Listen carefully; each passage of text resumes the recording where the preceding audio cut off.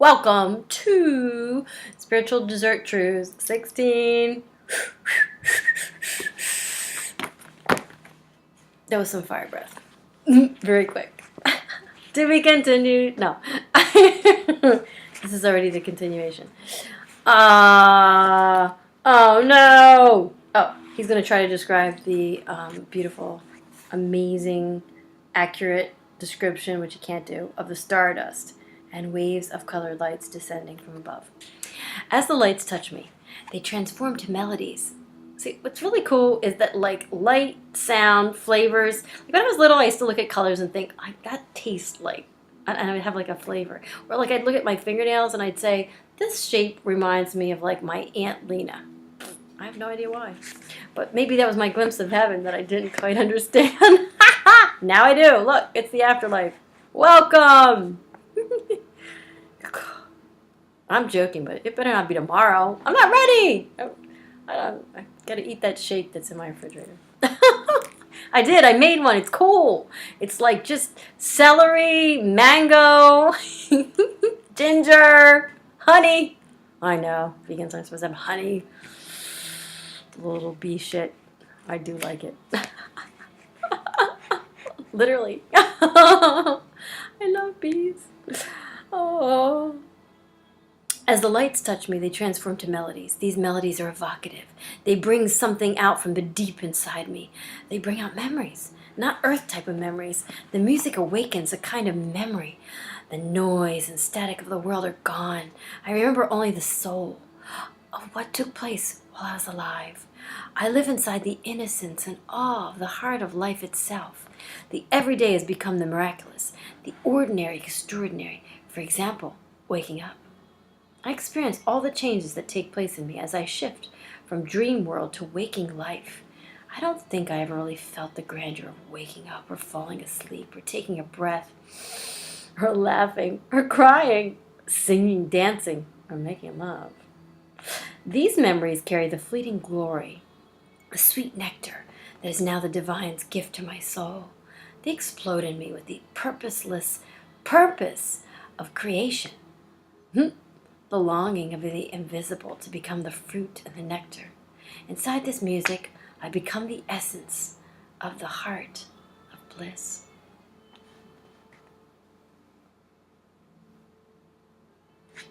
That's so cool. So she finally gets her check, which is really kind of amazing. Poor Billy.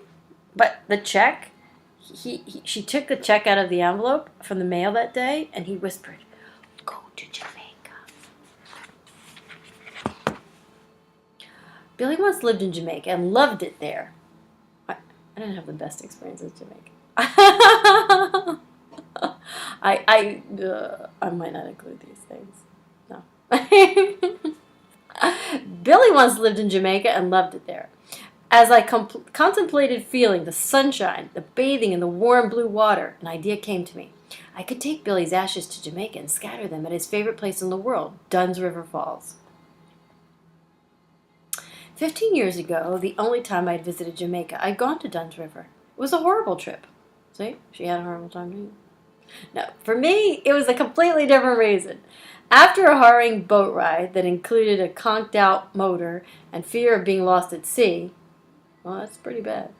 I arrived at the falls, frazzled and exhausted, so shaky I could barely stand. I had a similar experience from something completely different.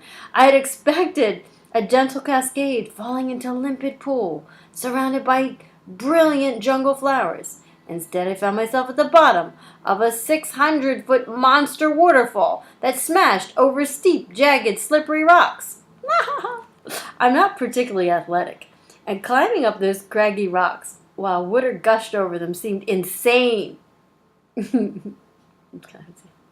I walked up the long wood and dirt staircase that ran alongside the waterfall, and as soon as I reached the top, I caught a cab back to the hotel. I do love her. This is so great. The prospect of climbing the waterfall to give Billy a proper funeral was another matter altogether. No obstacle was too big to overcome. I would ascend the waterfall in his honor and scatter his ashes on the way up. This is really cool. She calls it the funeral. So she got up. She opened up her bag, her red bag, red silk purse that held his ashes. Today is a good day for a funeral. I bless you, as you do me. Your act of scattering my remains in Dunn's River Falls will bring me your love, especially since your last visit there didn't turn out so well. He laughs. Because he can see everything. And even though you know how hard it will be, maybe impossible even, you're determined to put my ashes into those waters. I want you to know that when you put my remains into the waterfall, I will feel it, Annie. I will feel the love behind the gesture. I know how much you want to do this, but I want you to know it's all right if you don't climb the falls. I repeat, climbing the falls isn't necessary. No pressure. Okay? Today, during my funeral, there will be a sign, and after the funeral, you'll receive a blessing. Enough said. Billy had left me in a playful mood. For the first time I ever asked him for something specific, I was planning to hire a private guide to take me up the falls. Can you do something special with my guide? Maybe his name could be William. This reminds me of when I asked him, showing up with a blueberry scone, and then God materialized a blueberry scone and showed up. Oh, my life is a lot like this one. Can you do something special with my guide? Maybe his name could be William in your honor. Billy said nothing. Then I asked him if I should leave my silver beaded bracelet at the hotel so I wouldn't lose it. I treasured that bracelet. I have a bracelet that I treasure. It's given to me from someone special. It had belonged to my meditation teacher. I never took that bracelet off my wrist. If the falls takes your bracelet, it will be a good thing, is all Billy said. I put the red silk purse into my backpack, and I took a taxi to Dunn's River. The first thing I saw when I got there was a banyan tree, about 6 stories high. Tex had written a story about a banyan tree. I really wanted to see one day. This must be the sign Billy was talking about. But it's not. There's bigger. So the next thing you know, she rented special rubber climbing shoes. Oh my gosh. About a dozen men in red t-shirts. Red. About a dozen men sitting around, eating, smoking, playing cards, waiting for jobs. One guy was sitting alone in the corner, staring into the distance, looking downhearted. A woman in charge turned to him and said something I couldn't hear. The guide looked at her, shook his head, and turned away. In the brief glance I got of his face, something about him reminded me of Billy. But he was Jamaican. Excuse me, could you come here, please? The man came over reluctantly. His name was printed in black letters on the front of his t-shirt. The name, Willie. And even though it was obvious that the guide wanted to be left alone, I said, Willie, you're the one I know it. I took him aside.